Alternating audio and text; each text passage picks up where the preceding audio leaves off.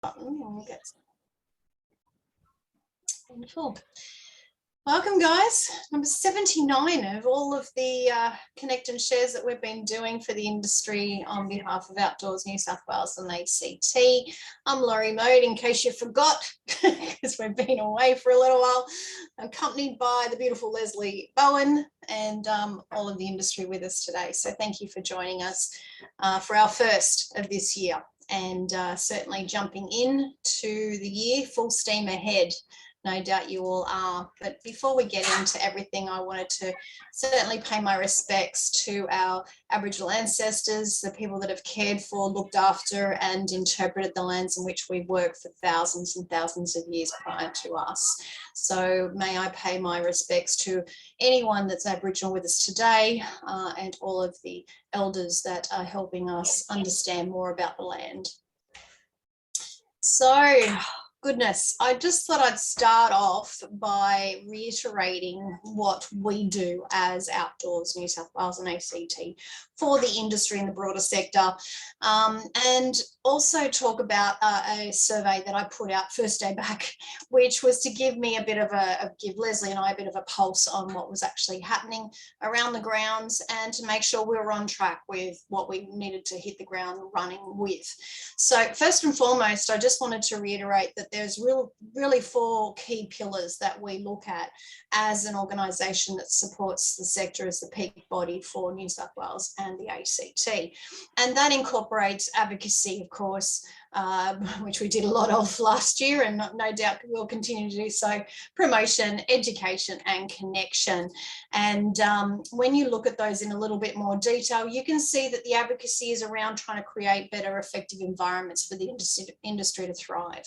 The second is promoting our industry to participants, landowners, stakeholders, to build that demand that we are looking for to have sustainable practices, businesses, organisations.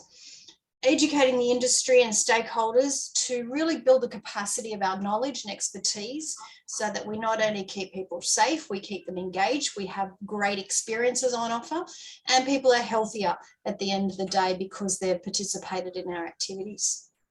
And the last one there is connecting the sector to have a more united voice. Something I'm incredibly passionate about is trying to achieve more with less and have everyone look at the objectives together so that we can get there sooner. And as I say, an area that we are very passionate about is creating that united front on anything that we conquer.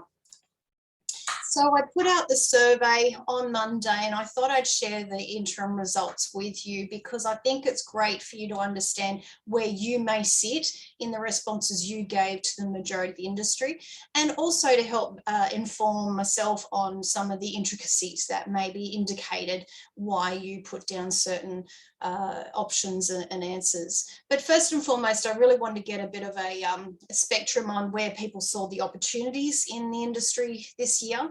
And you can see there that we've got quite a nice little coverage on all the opportunities. So there's a lot of positivity out there about what the outdoors offers for everyone.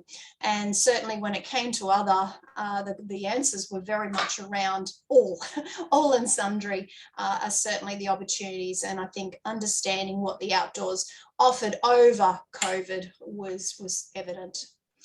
The second question I asked was, why do you think that that's an opportunity? And this certainly brought out a lot of conversation in the comments, but you can see there that the market condition shift was first and foremost the reason for people to look at that. And I think that is a result of possibly COVID, but people exploring more of their own backyard and that domestic tourism increase, as well as getting students outdoors in the education sense.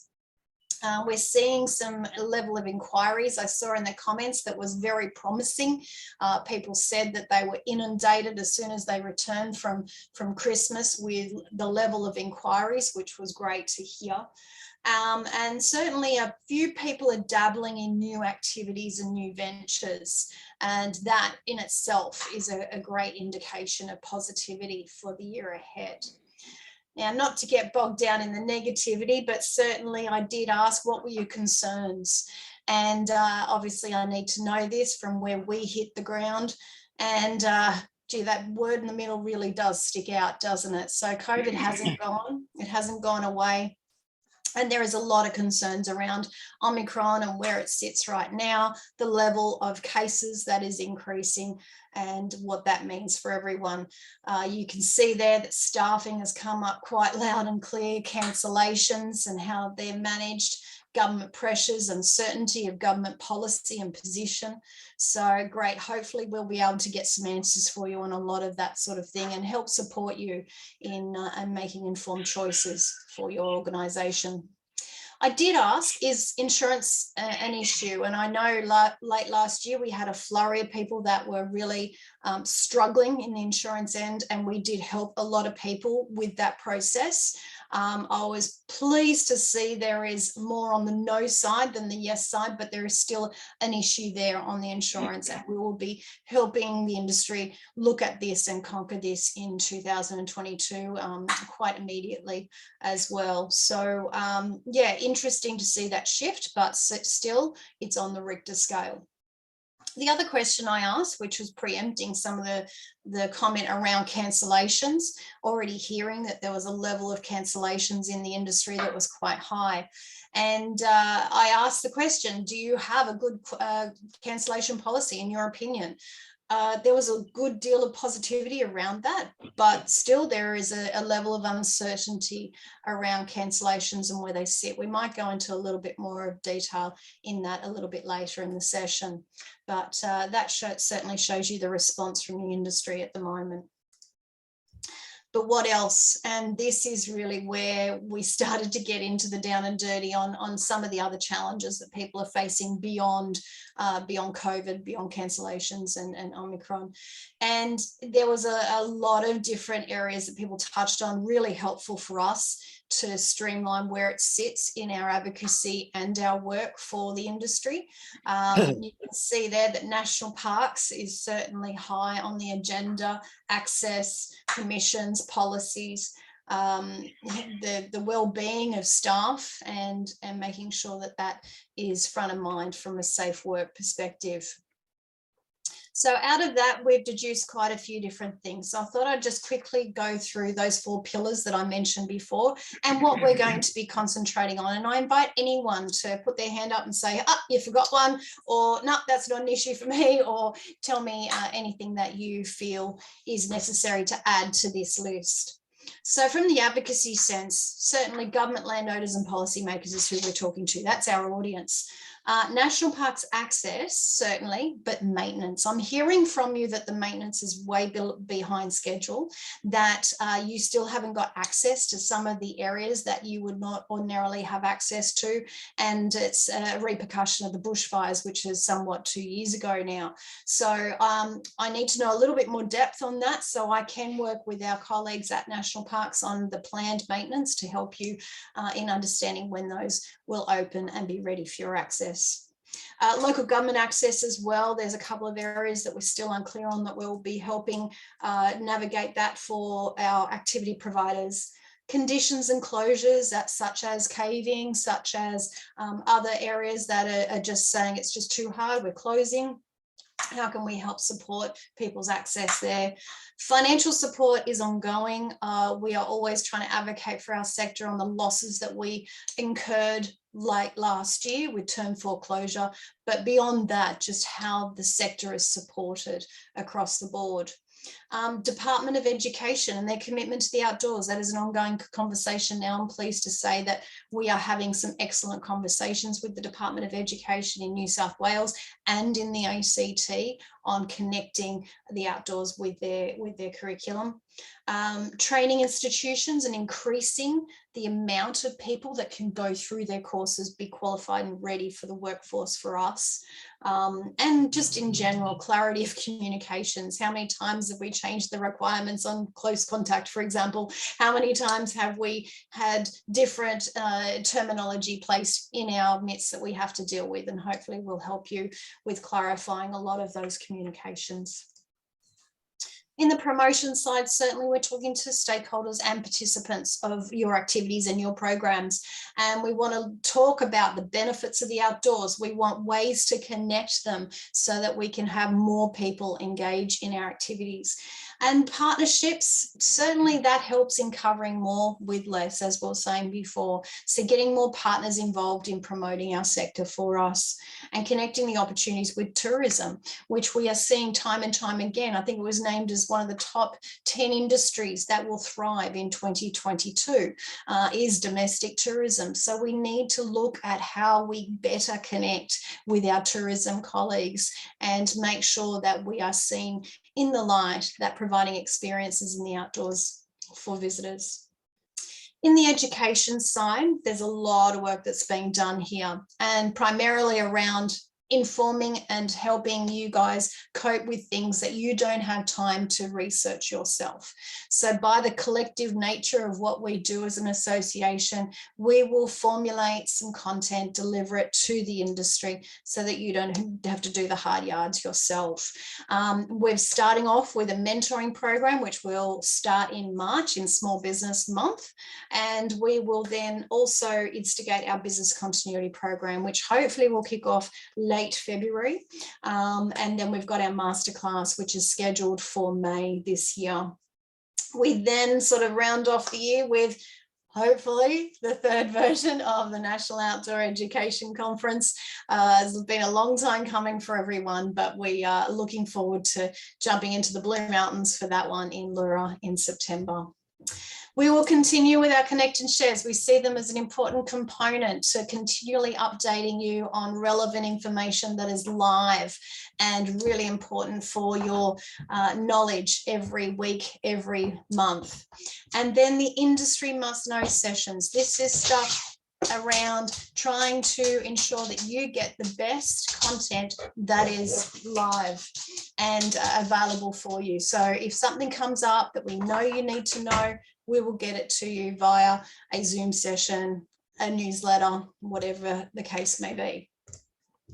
And then our final one, which is the connection piece. And this is about building that united front, growing the voice for the outdoors, connecting all activities and opportunities, and collaborating with all different people and walks of life in the outdoors. That includes sport and rec, it includes public leisure activities, it includes tourism, health and mental health, certainly having those conversations that provide inroads for our outcomes as an industry.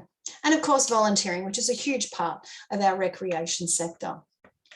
So that's a lot of talking from me, but I just wanted to reiterate that that's sort of what we got from your survey and from the information you shared with me.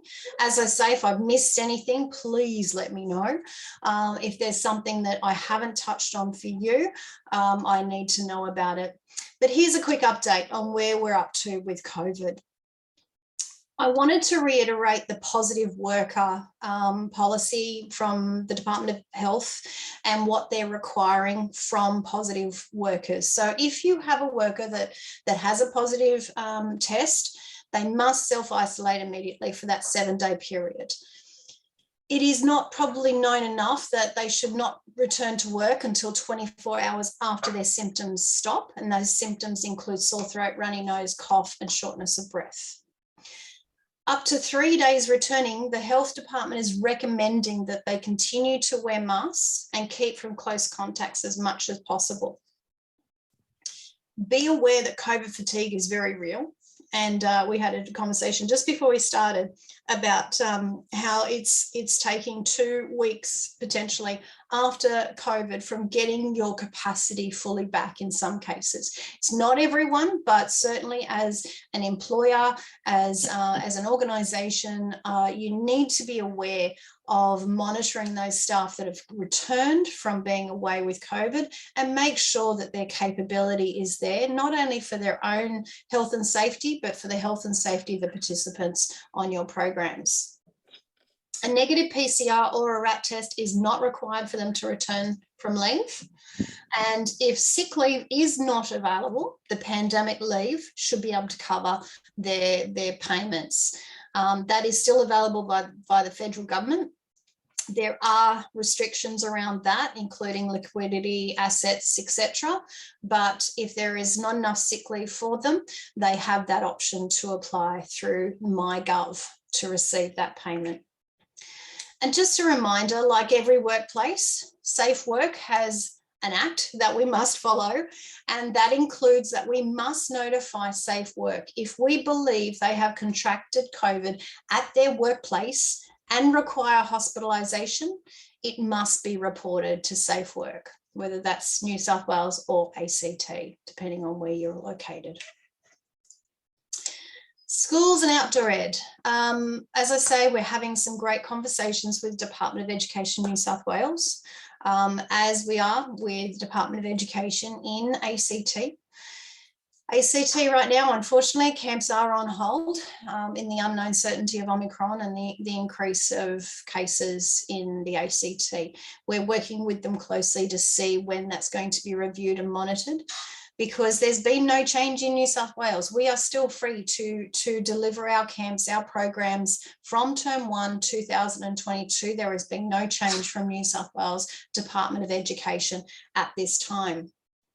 In the next couple of days, we're expecting the guidelines to come out for schools, which will give a little bit more information on that, and also some further tools and resources for the schools. The details of which we will make sure that we get it to the members as soon as it hits the ground.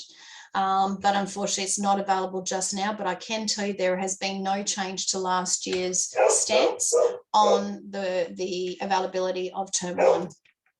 And sorry, that's my dog. Managing COVID in program and activity. I wanted to open up and ask, so what I might say, let me just get rid of the dog first.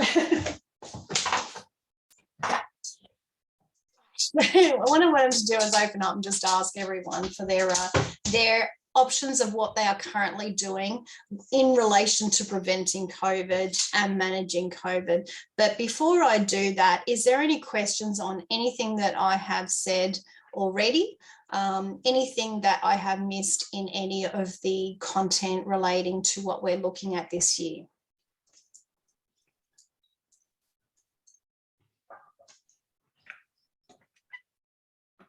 It's too early for everyone. They're still on holidays.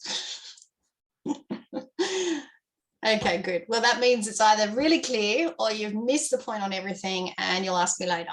But either way, what I wanted to do now is just open up and just what we might do, Leslie, is actually stop the recording here, because there'll be sensitive information that people might want to